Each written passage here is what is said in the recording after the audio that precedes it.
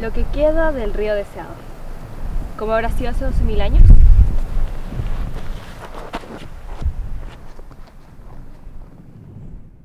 Esto es Los Toldos en Santa Cruz de Argentina. Y en este pequeño cañadón hay una serie de cuevas. Las más famosas son Cueva 2 y 3. Están increíblemente estratificadas con hasta 12 capas. Y por supuesto nos interesan las más profundas. Bueno, bienvenida a la Cueva 3 de Los Toldos. ¿Viste qué grande que es? Sí, es bastante grande. Y tiene pies, tiene habitaciones. Las excavaciones se hicieron acá donde estamos parados, así para aquel lado, y se hicieron en la cámara que tenemos a nuestra derecha. ¿Y cuáles son los niveles más antiguos? Acá, la estratigrafía de esta cueva tiene 12 estratos. Los más antiguos son el 11 y el 12, en el que solamente en el 11 se encontró ocupación humana, y hay un fechado de 12.600 años. Lo que se llama nivel 11 fue definido por unas herramientas que eran grandes, toscas, y donde no habían puntas de flecha. Y en ese nivel, ¿qué hay de diferente? ¿O cómo crees tú que fueron evolucionando estas herramientas? Por definición es una cuestión de que las primeras eran como más toscas, por decirlo de alguna manera, y luego es como que se fue afinando la manufactura, haciendo materiales más delicados, por decirlo de alguna manera. Pero yo considero que no necesariamente es una evolución y una mejora estrictamente tecnológica, sino que tal vez responde a necesidades del momento, de necesitar un tipo de herramientas que sean más toscas y no otras que sean más delicadas. En los primeros pobladores, o sea, en las primeras ocupaciones de esta región, hay artefactos finos, o sea, delicadamente hechos.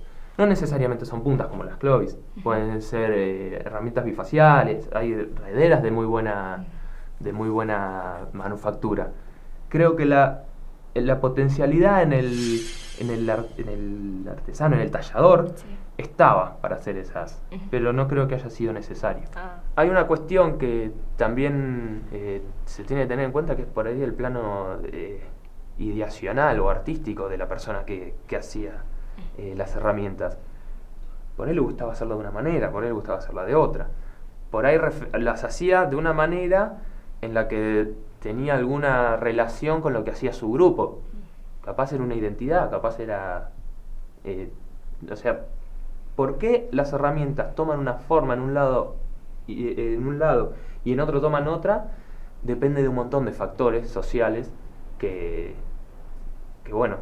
son distintos, y esto se plasma en el material que vemos hoy como arqueólogos. La tecnología encontrada en los niveles 10 y 9 tienen fechas de entre 11.000 y 8.000 años. Se encontró un lito discoidal muy parecido a los de Magallanes y puntas muy similares a las colas de pescado, pero que en estricto rigor no lo son. Por lo tanto, a esta tecnología se la llamó toldense.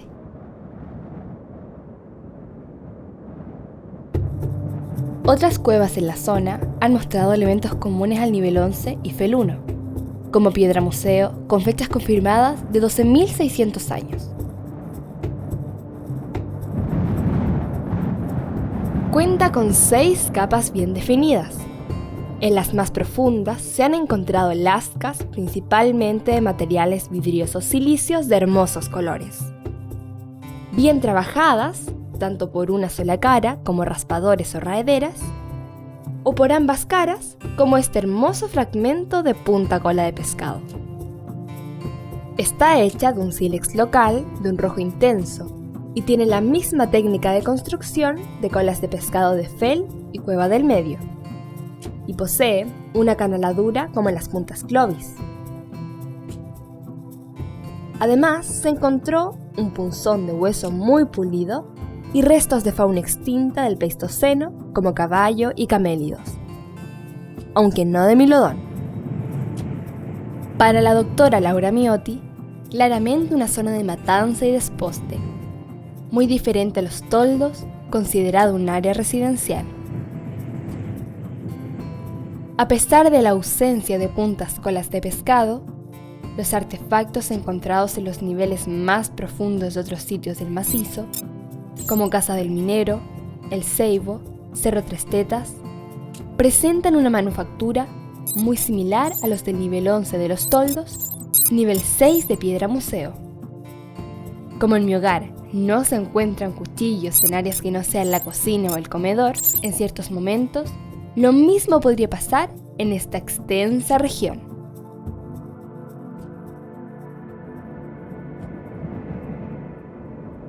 Una sociedad ya ocupaba hace 12.000 años el centro de Patagonia, haciendo uso diferenciado de los valles, mesetas y cañones, extendiéndose lentamente hacia la cordillera, ocupando, por ejemplo, Cueva de las Manos, Arroyo Feo y Baño Nuevo hacia el 9500. Hace unos años, una interpretación errónea de la industria nivel 11 en Los Toldos, fechamientos dudosos, la falta de puntas de cola de pescado y los datos morfocraneales hacían pensar que hace 11.000 años había más de una cultura en Patagonia, de orígenes desconocidos, con diferencias tecnológicas importantes, unos más avanzados que otros y con un probable reemplazo poblacional. Pero hoy, nuevos datos provenientes de toda Sudamérica muestran un cuadro completamente diferente. 11.000 años, un poco al sur del Amazonas, en un afluente, en el San Francisco, que estaba en los sitios de Piagüí, con 17.000 años, con arte rupestre. Y cuando llegamos a la desembocadura del Río de la Plata, antes, tenemos sitios de 11.000 años, 10.500, en el límite entre Brasil y Uruguay, como es los sitios de Paipaso, de Tacuarembó, muchos sitios en la zona de Maldonado, en el estuario del Plata, y pasamos a La Pampa. Y ahí, curiosamente, hay otro núcleo importante de sitios muy tempranos, de 11.000 años por lo menos. Arroyo Seco, Cerro La China, Cerro El Sombrero, el sitio Amalia, infinidad de sitios. Pasotero está en lo que se llama la horqueta del río Sauce Grande y, curiosamente, ahí un sitio de matanza y de ocupación de campamento de 11.000 años. Hay evidencia que afirme que las primeras rutas son por el Atlántico o por el Pacífico para llegar a América. Sí, evidencias hay para ambas posturas. Sin embargo, no se descarta también que el ingreso por una tercer vía, que sea la continental por el medio, haya ocurrido. Entonces son ideas plausibles y que están siendo contrastadas arqueológicamente con sitios como Monteverde del lado chileno, que refleja que está casi sobre el mar, cerca de Puerto Montt. La base que nos alienta a seguir pensando que el haber llegado por los bordes oceánicos fue una mejor idea para colonizar un continente que va de polo a polo. Fuerte en la vertiente atlántica, lo que tenemos es una red de ríos muy importante. Y los ríos, que uno los ve a veces que si no tiene un puente no puede pasar, que es una barrera, son buenos conductores, son buenas avenidas para entrar a un lugar que uno desconoce. Y esa avenida, saben que si ellos se pierden a la mitad o encuentran un lugar inhóspito, siguen por la misma orillita y vuelven al lugar de donde entraron. Eso es lo que nosotros conocemos como minimizar el riesgo ante una incertidumbre de un lugar desconocido. Tenemos de un lado el mar, con unos recursos, peces, mamíferos marinos, buena producción. para alimentarnos. No tenemos el agua, que es el recurso crítico. Bueno, entonces el río también tiene otra ventaja para proveerse de agua potable, agua dulce. Los animales también. Entonces, ¿qué tenemos? El segundo recurso, la caza. Y entonces parece una buena idea para empezar a explorar un territorio desconocido. ¿Y cómo hubiera sido? Probablemente buscando materia prima o solamente explorando. Lo que gatilla la exploración de los humanos, que son los que llegaron acá, Homo sapiens, son múltiples. O simplemente, sin que haya conflicto, el interés de ir un poco más allá y ver qué pasa del otro lado. Esa curiosidad es innata del ser humano. Entonces, el aprender de ese ambiente es como una necesidad natural de los humanos. Si vos me preguntás arqueológicamente cómo te lo demuestro, te voy a decir, eso es muy difícil.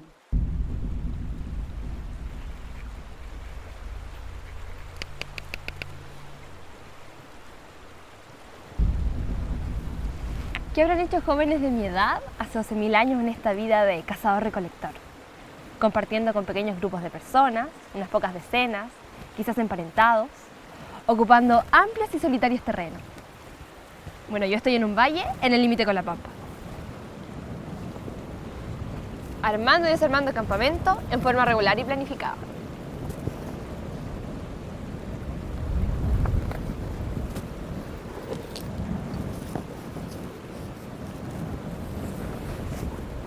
Recorriendo grandes distancias con mucho peso en busca de alimento, pero siempre muy entusiastas, cada uno cumpliendo su función. Había poca diferenciación social. Probablemente las tareas se dividían por sexo-paridad. A mí me hubiera tocado curtir los cueros, preparar el alimento, traer el agua, y a los hombres la cacería, construir los instrumentos de caza, la planificación. Sin embargo, habían personas con habilidades especiales. Estas eran respetadas y ejercían distintos tipos de liderazgos temporales. Si yo quisiera formar mi propia familia, tendría que buscar pareja en otras bandas y probablemente quedarme en ellas. Y si el alimento escaseara, podría ir donde mis vecinos, donde tendría parientes. ¿Qué me haría no volver a mis antiguos campamentos? ¿Cambio climático, aumento poblacional o mi naturaleza humana, exploradora y arriesgada? La historia de estas familias modernas es sencillamente asombrosa, no por las hipótesis o escenarios que muchos arqueólogos y yo configuramos en nuestras cabezas, sino por lo que ciertamente lograron: sobrevivir a cientos de años de exploraciones, para luego consolidarse y expandirse a todos los rincones de América y Patagonia en un par de miles de años. ¿No les parece un modelo conocido? Es nuestra propia historia de sobrevivencia. Y aún en el siglo XXI, hay unos pocos pueblos que mantienen muchos de los elementos que probablemente les permitieron el éxito a estos tempranos exploradores. La arqueología solamente nos deja una muy pequeña evidencia de todos estos datos y, por supuesto, pasó tanto tiempo que no podemos saber realmente cómo era. Sin embargo, sí podemos hacer, comparando con otros pueblos con los que llegamos a tener contacto, que vivían de maneras similares, podemos hacer algunas analogías. ¿Y qué movía a toda esta gente a conquistar nuevas rutas? Mira, el principal motor del ser humano es la supervivencia, ¿sí? Ciertamente, si no comemos, si no estamos abrigados, si no tenemos refugio, entonces es muy difícil que podamos sobrevivir, ¿sí? El ser humano dedica mucho tiempo a la subsistencia. Sin embargo, una gran sorpresa es que los grupos de cazadores-recolectores de principios del siglo XX, que todavía encontraron los antropólogos, trabajaban aproximadamente 8 horas a la semana. Una gran parte del tiempo los cazadores-recolectores la dedican a otras actividades, ¿sí? A socializar, a tener ritos, a tener rituales, a conocer o a ir a ver a sus parientes, a distribuirse en diferentes formas entre los grupos para conocerse entre sí. Investigan por la curiosidad humana de saber qué planta puede tener algún valor alimenticio. o cuál puede servir para curar un mal, o cuál mata. Si yo encuentro una piedra que nunca antes había visto en mi vida, bueno, un cazador-recolector, si la encuentra, la va a golpear solamente por la curiosidad de averiguar si sirve para hacer puntas de flecha. No porque tenga la necesidad urgente de hacerlo, sino porque tenemos una curiosidad, los seres humanos, por conocer nuestro entorno. Y eso tiene mucho que ver, además de resolver tus necesidades básicas, para que ellos hayan decidido en algún momento ocupar estos valles que hoy conocemos como la Patagonia. ¿Y por qué hay tanta resistencia en estas hipótesis que se plantean ustedes? Mira, porque los arqueólogos tratamos de tener un pensamiento científico y el pensamiento científico se basa primero que nada en la duda, ¿sí? Tenemos que cuestionar absolutamente todo lo que decimos, pero a veces esto va demasiado lejos y se convierte en una especie de inercia que nos impide avanzar, ¿sí? Encuentro que necesitamos algunas veces atrevernos, ¿sí? A hacer más hipótesis, a imaginar más. La base del conocimiento científico es la imaginación. Y cuando nos atrevemos a imaginar un poco más, tal vez al principio fallemos, pero esa misma imaginación nos ayuda a encontrar nuevas técnicas o nuevas ideas de cómo corroborar eso. Y entonces ese conocimiento avanza. En el siglo XVI, había en Patagonia media docena de pueblos, de apariencias diferentes, al igual que sus idiomas. Los datos científicos indican que hay una gran distancia biológica entre estas sociedades y las primeras bandas que entraron en la región. Sin embargo, veo mucho de ellos en estas últimas etnias sobrevivientes y en nosotros mismos. ¿Cuánto? Bueno, somos todos seres humanos. Bueno, y con todos estos datos que usted dice, ¿se puede saber más? ¿Se puede llegar más allá? Es como el destino final, pero hay que ser prudente. De a poco los datos puntuales te van abriendo paso a preguntas que tienen más que ver con... porque son seres humanos, igual que todos, igual que nosotros. Entonces gente que pensaba, planificaba, súper ingeniosa, súper inteligente. Entonces de a poco queremos acercarnos como a ese mundo, pero no se pueden dar saltos. Entonces de repente la arqueología parte con lo elemental, que es como la adaptación. ¿Se podría decir que tenían la misma mente que los primeros humanos que llegaron a la Patagonia hace 12.000 años? Bueno, yo creo que una cosa crucial y que desgraciadamente de repente la gente no tiene claro, es que los que llegaron acá son sapiens sapiens, hombres modernos iguales a nosotros. Entonces no hay aquí australopithecus ni neandertal, esas cosas existen en el viejo mundo. Entonces los que llegaron acá eran gente con capacidades de planificación, con ingenio, lo que sí, y también con capacidad de imitar y de cambiar mucho. Y ese también es un tema que de repente la gente piensa que los indígenas que existían en el siglo XIX son como fósiles congelados en el tiempo de los primeros. Y resulta que el arco y la flecha llegaron hace 1000 años. Entonces en el fondo es lógico, como que es... Ahora estamos aprendiendo que igual como hay variabilidad entre un valle y otro, hay variabilidad en el tiempo. Entonces no se puede proyectar acríticamente como que lo que se sabe en el siglo XIX es válido para 12.000 años. Si no, los arqueólogos estaríamos puro leseando. La persistencia, el ingenio y la inventiva humana no tienen límites. La adaptación y la variación en el tiempo fueron el camino que llevó a un poblamiento exitoso de la Patagonia. Es difícil saber qué pasó con el primer pueblo, si así se le puede llamar, que habitó la región sur del continente sudamericano. Ya sea que se hayan perdido la historia para cuando arribó la siguiente oleada de humanos, o se mezclaron con ellos, me gustaría pensar que algo de su legado aún está entre nosotros.